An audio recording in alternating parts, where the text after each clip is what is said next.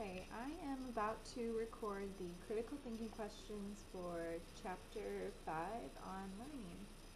Alright, so the first question says outline the strengths and limitations of classical conditioning, operant conditioning, and observational learning, and explaining how behaviors are acquired and maintained.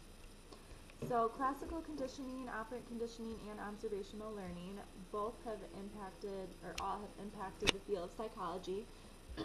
But each method does have its strengths and limitations.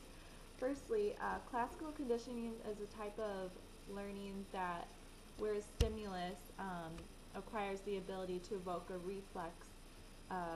reflexive response, and the reflexive response is really the key point to this type of learning, and where it was originally evoked by an unconditioned stimulus.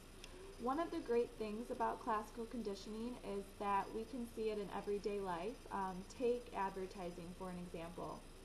The approach is to link an attractive unconditioned stimulus with a conditioned stimulus, which would be the product being sold, so the consumer will feel positively toward the product, just like they do with the unconditioned stimulus.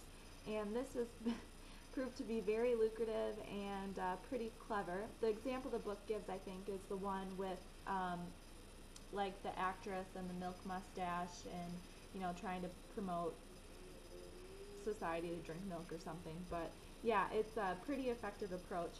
And another valuable result from applying classical conditioning is the ability to discriminate between similar stimuli. So discrimination has survival value, and the example the book gives is that humans are able to distinguish between like the odors of fresh and spoiled milk, which can spare us an upset stomach and potentially, like stomach poisoning. And on a similar note, emotions such as fear and happiness can also be conditioned. And some of the key ideas that were developed to remove fears laid a basis for behavior therapies that are actually still used today. But with all of its benefits, classical conditioning does still have flaws. Since classically conditioned responses must involve a reflex, what can be learned can be limited. And also, not all behaviors follow the model of classical conditioning, and some actions are initiated by an impulse or conscious intent that might not be under the control of an external stimulus. So since there obviously is more to human behavior than simply responding to a stimuli, operant conditioning also comes into play here. Operant conditioning uses positive and negative consequences to strengthen or weaken voluntary behavior. It's concerned with the conscious, intentional, or voluntary behavior of a person. And it can be really helpful for teaching like action consequences, for example, learning how to brush your teeth, or learning how to drive, learning table manners. So basically, it has many goal-oriented applications. But operant conditioning does neglect the contribution of cognitive skills and cognition, because it does mainly focus on external responses.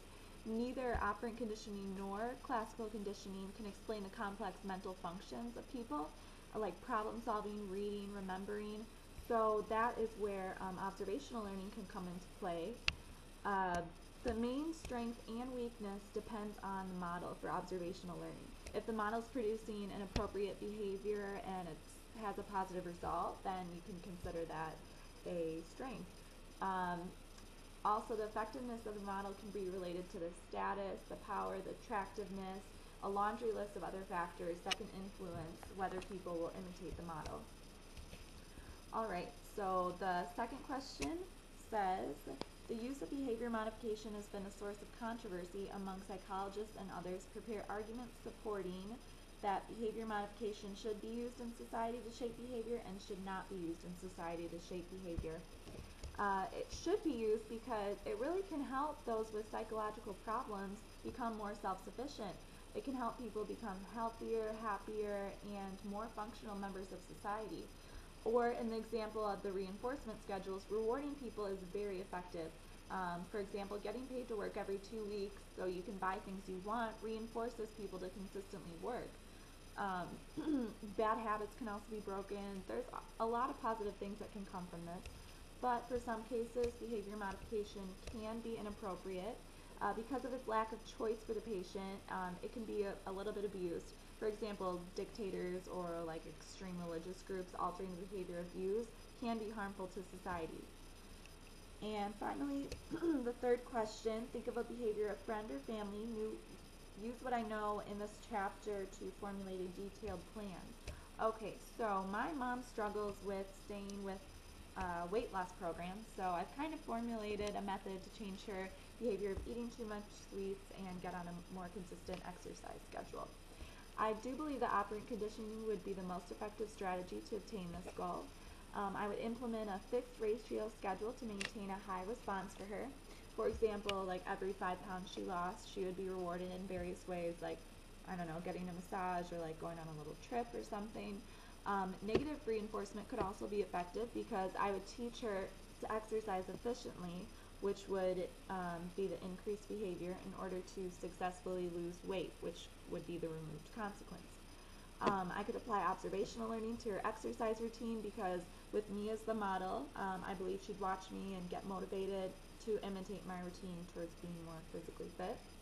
And by applying shaping, I would reward her in a series of gradual steps or successive approximations in order to attain her weight loss goal. I would reinforce her with good behavior, with any good behavior that I saw her do, like eating right, exercising, avoiding junk food, in order to gradually guide her towards the ultimate goal of being just a healthier person. Alright, and that concludes my first section. Thank you.